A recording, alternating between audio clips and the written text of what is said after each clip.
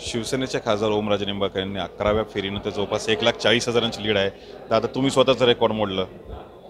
Record म्हणत नाही, जबाबदारी आहे माझी ती. जेवढी लोक जास्त मतं टाकणार आहेत तेवढी जबाबदारी आहे माझी. मला अजून त्या पद्धतीनं काम करावं लागणार आहे. मला फक्त इतकंच सांगायचं आहे की मला मागच्या 5 वर्षाच्या टर्ममध्ये सारखं हिनवलं जात होतं की मोदींमुळे निवडून आला. त्यांना सांगायचं होतं की बाबा रे, इथं हिंदुहृदय सम्राट शिवसेना प्रमुख बाळासाहेब ठाकरेंना दैवत मांडणारा मतदार आहे. पक्षप्रमुख उद्धवजी ठाकरे साहेबांबरोबर जो अन्याय केला आपण, जो पक्ष त्या ठिकाणी फोडला, जो चिन्ह आपण चोरून नेलं, ते लोकांना गृहीत धरून केलेलं राजकारण आवडलेलं नव्हतं आणि लोक प्रत्युत्तर देणार होती.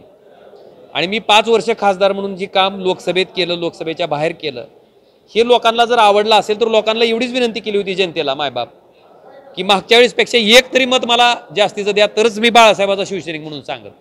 आणि आपण बघताय की 30 फेऱ्या आहेत आणि 10च फेऱ्या झाल्यात. अजून एक हिस्सा मोजलाय, 2 हिस्से मोजायचे, तर 1:27 पार झालंय आमचं. मला वाटतं ही जबाबदारी आहे आणि जबाबदारीचं भान डोक्यात ठेवून आम्ही त्या ठिकाणी अजून लोकांसाठी लोकाभिमुख काम कसं करता येईल ह्याच्यासाठी प्रामाणिक प्रयत्न करू. आणि ईडीच्या CBIच्या दाढी टाकून, सरकारी यंत्रणेचा वापर करून, लोकांना प्रेशर करून, त्याला भीती दाखवून जेलची जर तुम्ही राजकारण केलं तर जनता अशा पद्धतीने उत्तर देते. तुमचा विजय जवळपास निश्चित झालेला आहे. पहिल्यांदा कुठलं काम कराल?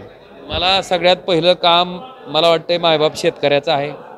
आरक्षणाच्या संदर्भात सुद्धा बरेचसे विषय त्या ठिकाणी प्रलंबित आहेत. मी कायम सांगत होतो की मराठा आरक्षणाचा विषय सोडवायचा असेल तर संसदेत तुम्ही 50% आरक्षणाची मर्यादा वाढवायचा निर्णय घ्या.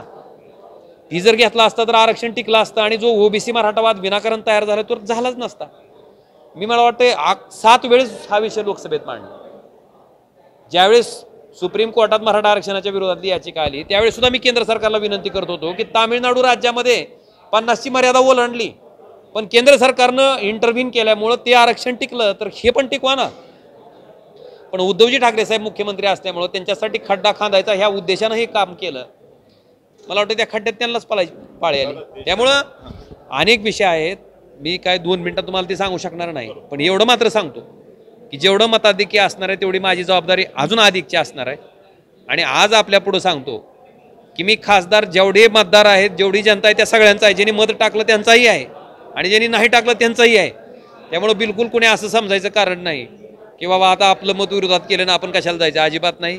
तुमच्या हक्काचा खासदार आहे, तुम्ही कधीही सांगा, मी तुमच्यासाठी उपलब्ध आहे. दादा, राज्यामध्ये आणि देशामध्ये बघितलं तर इंडिया आघाडीकडे कौल दिसतोय.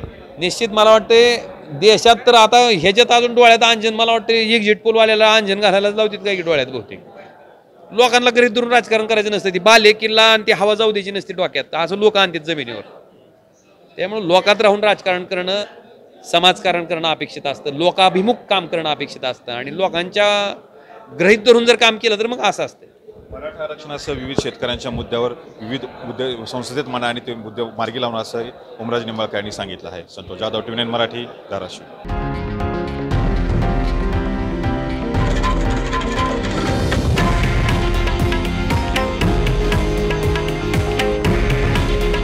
हे आहे देशातील नंबर 1 न्यूज नेटवर्क आणि आपण पाहत आहात TV9 मराठी. काळजी तुमची, हित महाराष्ट्राचं.